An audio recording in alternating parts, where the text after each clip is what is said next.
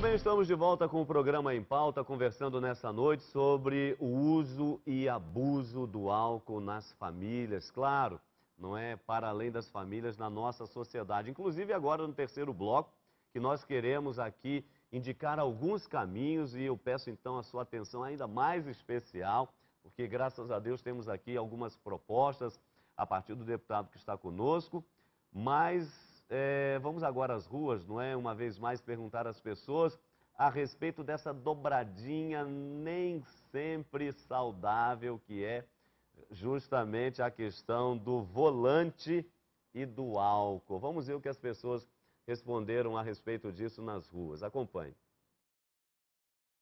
Atitude irresponsável, né? Porque quando a pessoa bebe, ela fica às vezes um pouco fora de si, correto? E não consegue controlar os seus atos a ponto de saber o que ela está fazendo. Acaba colocando a vida de outras pessoas em risco por causa disso. Não combina. Eu acho que está colocando tanto a vida, né, do pessoal que está andando na cidade quanto a própria vida dele.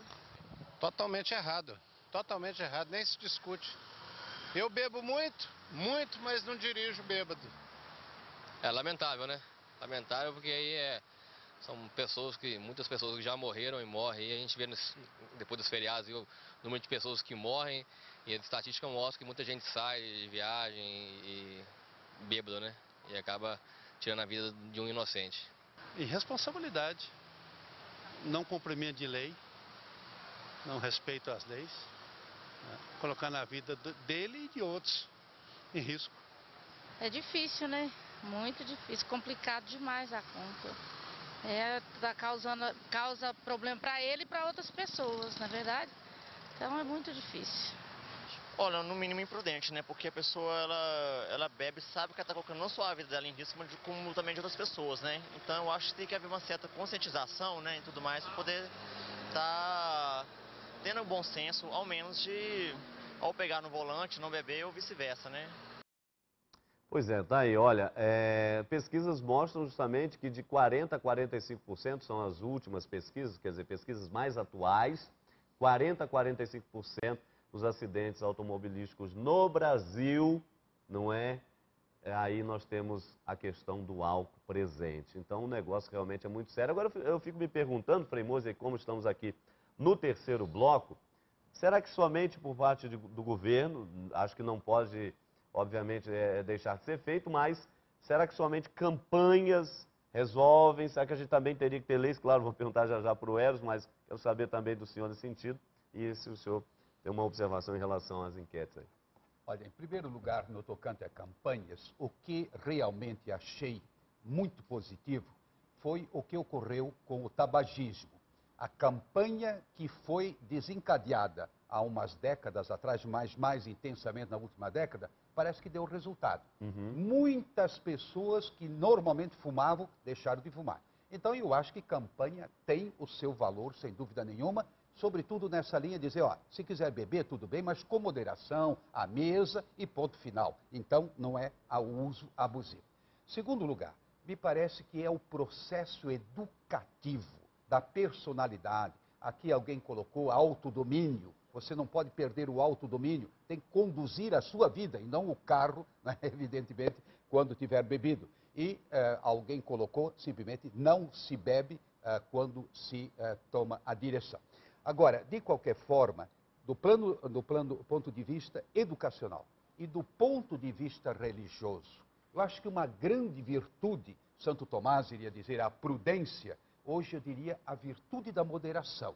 Porque você pode exagerar em qualquer aspecto. Na sua vida afetiva, pode criar dependência afetiva. Não é? Na sua vida profissional, só trabalha, você não tem mais lazer. No lazer, ou seja, tudo pode se transformar em virtude ou vício. Agora, a grande virtude a ser trabalhada é da moderação. Saiba usar das coisas e dos produtos da natureza, né? Mas com moderação. Então você está na virtude e não no vício. Você está na graça e não no pecado.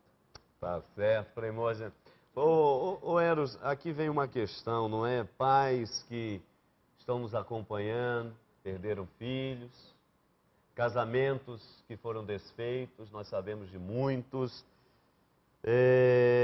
O que fazer? Existe um caminho, como canta o Dunga, né? O grande abraço ao Dunga, na Canção Nova, trabalha aí fortemente com jovens, não é o PHN, por hoje não é somente a questão do pecado, mas as decorrências do pecado, entre elas os vários tipos de vícios, e aí entra o alcoolismo também. Existe uma saída, existe uma solução? O que tem sido feito em relação a isso? Então, Padre Hamilton, quando se trata de políticas públicas de prevenção, ou existem vários aspectos de política pública sobre drogas e alcoolismo, temos o aspecto da prevenção, da repressão legítima, e nesse aspecto da legislação o Brasil tem avançado. É que realmente a população ainda precisa se adaptar como ao cinto de segurança, precisa ser ainda mais incentivada, não é, a ter essa responsabilidade da repressão legítima, da reinserção e da recuperação, que é o aspecto hoje aonde eu mais mergulho e percebo que esse é o caminho de esperança. Mas eu queria fazer um comentário que se muitas vezes a bebida, principalmente na adolescência, que é uma fase que as pessoas estão na transição entre buscar a sua autoafirmação e ao mesmo tempo se desligar dos seus pais, é muito delicado. Precisamos dar cada vez mais segurança aos nossos filhos no sentido de afeto, amor, confiança, né, mútua, diálogo. Isso é muito importante. Saber da vida dos nossos queridos, dos entes queridos, tanto dos nossos filhos quanto dos nossos irmãos, dos nossos cônjuges, dos nossos pais, saber como foi a aula, saber como foi na escola, saber como foi na festa, estar quebrando barreiras e conversando mais, né, declarando-se mais também como amantes, amados dessas pessoas, não só como repressão. Nós também sabemos que a repressão, ela acaba muitas vezes sendo equivocada, Padre Hamilton. Por exemplo, 90% das pessoas que são presas hoje, elas estão ligadas direto ou indiretamente à droga. Mas no boletim de ocorrência não está lá que foi preso por causa da droga. Foi preso porque roubou um celular, roubou uma bicicleta, agrediu alguém, e aí vai para a cadeia, vai para a penitenciária. Então precisa ter um caminho intermediário, que essas pessoas sejam acolhidas para procurar, junto com sua família, a recuperação. E é por isso que nós lançamos a frente parlamentar mista, ou seja, do Senado Federal e da Câmara, da qual eu sou presidente, falando, eu mostro aqui, no Congresso Nacional, Frente em Defesa das Comunidades de Recuperação e, no caso das APACs, que aí é um outro aspecto de recuperação, que é dos condenados. Mas essa frente quer propor um caminho da política pública nesse aspecto específico da recuperação. Ou seja, nós acreditamos que as pessoas que estão no alcoolismo ou no vício das drogas podem se recuperarem? Acreditamos. Apesar de ser uma doença considerada crônica, uma doença, somente o alcoolismo, com maior dificuldade da pessoa se ver livre, até mesmo porque ela volta a conviver num ambiente propício, mas existe sim o caminho da recuperação. E esse caminho, é bom frisar, ele não é um caminho individual. Quando os jovens dependentes químicos vão fazer os 12 passos da sobriedade numa comunidade de recuperação, como a nossa Fazenda Esperança, do Frei Hans, quando eles vão fazer o que eles resgatam? Resgatam a convivência familiar. Além da espiritualidade, além do resgate dos valores, do trabalho, eles começam a voltar-se para suas famílias, e muitas vezes aquele que saiu como sendo o problema da família, o alcoólatra ou o dependente químico, quando ele retorna para a família, ele retorna como uma esperança de solução, como o Frei Mozart dizia, como uma pessoa equilibrada, e que traz para sua família uma resposta para essa recuperação. Então, acho que nós temos que buscar realmente valorizar essas comunidades terapêuticas que acolhem pais de família, homens, mulheres, jovens, e quantas centenas de pessoas têm passado por nós, pessoas, às vezes, a maioria dos pais dizendo, pelo amor de Deus, salva o meu filho, que está no crack, que está no álcool, que está hoje no oxi, né, ou em qualquer outro tipo de droga. E há sim um caminho deputado, de recuperação. existe hoje uma espécie de um telefone, um e-mail, alguma coisa nesse sentido, onde as pessoas possam entrar em contato via governo ou via entidades, onde eu estou vivendo agora um problema, eu tenho alguém, um alcoólatra na minha família, ou um dependente químico, para quem que eu ligo nesta hora? Então, existe em nível municipal, estadual e federal, os conselhos municipais, não é? E também existe as frentes parlamentares no Congresso Nacional como esta, e nós temos um site da frente. Sim, né? Então aqui eu poderia, enquanto ajuda, deixar esse site que é www.comunidadesiapacs.com.br. Ali também as pessoas poderão saber onde existe uma clínica ou uma comunidade terapêutica perto de você, na sua cidade, no seu estado. Hoje nós queremos realmente valorizar essas comunidades acolhedoras, muitas delas ligadas realmente a instituições religiosas, que têm como vocação, que tem como ideal de vida estender a mão para o seu semelhante. Cuidar e da isso o pessoa, governo, né? por mais que queira, tenha dinheiro, ele não consegue fazer, ou seja, assim como em tantos outros aspectos, como cuidar dos idosos, nós temos aí instituições filantrópicas vocacionadas a isso, também para recuperar as nossas famílias da dependência de drogas e do alcoolismo. Existem comunidades vocacionadas para isso. E a nossa grande luta é para que o governo, então, favoreça, invista e financie esses tratamentos, já que também muitas famílias carentes sofrem desse mal e não têm sequer dinheiro para bancar. Além disso, tem um telefone recuperação. aqui, eu vou passar para o Frei Moser também, aqui falando no nosso programa. O telefone não é de Brasília, 61. Você pode ligar então para lá, 0 operadora 61 3215 5475. Vou repetir, está aparecendo aí na sua tela. 0 operadora 61 3215 5475. Liga, se informa, porque em nível federal, estadual e municipal, você vai ter ali a luz, não é? Para poder levar alguém, para poder oferecer essa ajuda, e realmente é muito importante. Sim, Frei Moser, por favor. Não, você no início falou que nós sempre pegamos uma pessoa especialista na área. E quando se tem um deputado federal que fez uma longa trajetória, a gente logo percebe que tem alguém que está não apenas por dentro da problemática, mas está trabalhando em favor dele. E eu gostaria de ressaltar vários aspectos colocados pelo Eros. Em primeiro lugar, existe recuperação, sim. Um senhor aí diz, por exemplo, sobre o fumo. Eu também fumava, fui fumante. Um dia eu falei, não fumo mais.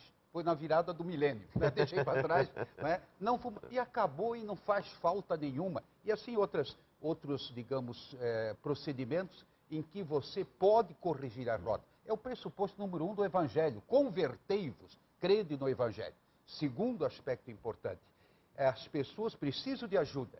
Agora, muitas dessas comunidades, Pastoral da Sobriedade, Fazenda Esperança e outras tantas, são religiosas. E tem um grupinho, você sabe muito bem, lá no Senado, na Câmara de Deputados, não é, que simplesmente deprecia as instituições religiosas, porque o Estado é laico.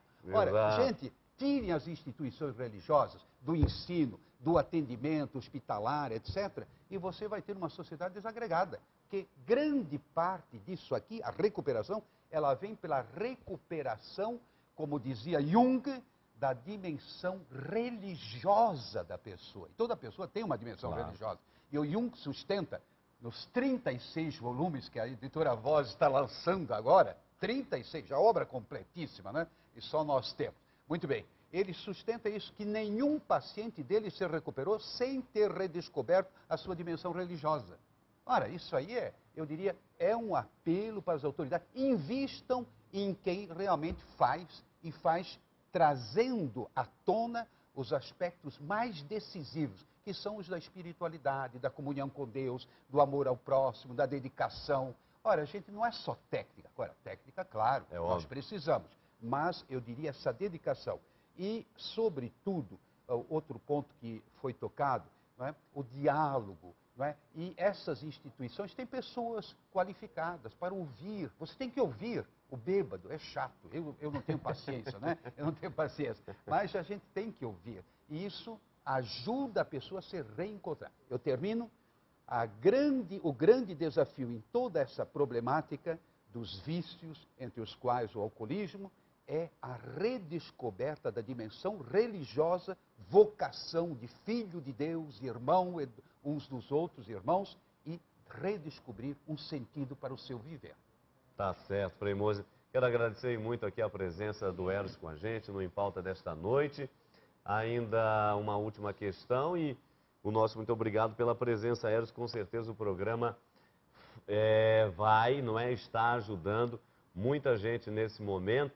E aqui tem uma última questão que eu gostaria que você partilhasse conosco, porque talvez algumas pessoas em casa estejam dizendo assim: pois bem, Padre Hamilton, Frei Moser, Eros, o problema não sou eu, é fulano. E a pessoa não admite que é alcoólatra, porque tem gente que pede ajuda, aí é fácil, mais fácil. mas tem gente que não pede ajuda. É nessa hora que a família precisa se equipar, né? Correr atrás, ou seja, ir até esses lugares, se informar, adquirir uma linguagem, uma técnica, porque se o dependente ele não busca essa ajuda porque não admite, a família precisa fazer esse papel, senão vai ficar desesperada, não é isso? É claro. E obrigado por estar aqui com a Eu gente. que agradeço. Nós precisamos encontrar um caminho, até assim, no bom sentido, de vulnerabilidade da pessoa no momento certo dela pedir socorro. Porque a pessoa, ela tem um ponto que ela reconhece que ela precisa de ajuda. E nós precisamos descobrir isso, tanto com os jovens dependentes químicos, quanto com aqueles que estão abusando do álcool. Nós precisamos saber a hora certa de abordá-los para que eles tenham essa luz e essa consciência de dizer, sozinho eu não consigo. E a família como um todo também, a família muitas vezes, ela está na causa daquele alcoolismo. Então a família precisa refletir, a família precisa se recuperar juntamente com o dependente, a família precisa participar dos encontros de autoajuda, a família precisa também se sentir corresponsável. Não só descobrir o caminho certo de abordar aquele ente querido para dizer, você precisa de ajuda, vamos agora, e ele então poder dar o seu sim, como também a família perceber aonde ela está, até favorecendo aquele fundo do poço ainda maior, com seus atos, suas atitudes, suas críticas, suas brigas, enfim, um ambiente desfavorável que muitas vezes leva a pessoa a piorar na condição que se encontra. O uso não é saudável, é sadio. Alguns dizem que, por exemplo, o vinho hoje já não é nem mais considerado bebida, já entrou na esfera de alimento. Mas o abuso, a gente sabe, não é? E temos sabido cada vez mais, com tristeza, das consequências terríveis. Mas a questão que fica é essa, né, Frei Moser? Tem jeito. Tem jeito, não há dúvida nenhuma. Agora, eu pessoalmente, na minha vida pastoral, nas comunidades, já consegui ver com alegria a recuperação de um bom número de pessoas. Como? A comunidade confia uma tarefa a alguém que está realmente caindo nas valetas, como se diz. Eu tive um caso, não vou dizer o nome porque ele está assistindo, mas eu tive um caso típico, vivia nas valetas. A gente confiou a ele a responsabilidade para abrir e fechar a comunidade de fé. Essa pessoa se recuperou totalmente e com uma dedicação incrível. A esposa, doente há 20 anos, se dedica de corpo e alma. Então há esperança, sim, não há dúvida nenhuma. E isso é uma das, eu diria assim, convicções mais profundas do cristianismo. Tudo tem cura, não é? Menos, eu diria assim, quando a pessoa se desespera. Mas senão você consegue recuperar e Jesus é justamente aquele que vem curar, ou seja, abrir novas perspectivas de vida. Tá certo. E com essas palavras, nós estamos terminando o nosso programa, agradecendo o seu carinho, a sua atenção para esse tema tão importante, dentre tantos outros que debatemos aqui nessa mesa. Então, nosso muito obrigado. Querendo mandar um e-mail para a gente, colocando algumas questões, nosso endereço você já sabe, empauta@cançãonova.com ou acessando o nosso blog aqui, blog.cançãonova.com/BH. Um grande abraço, um ótimo final de semana e até a próxima sexta, se Deus quiser.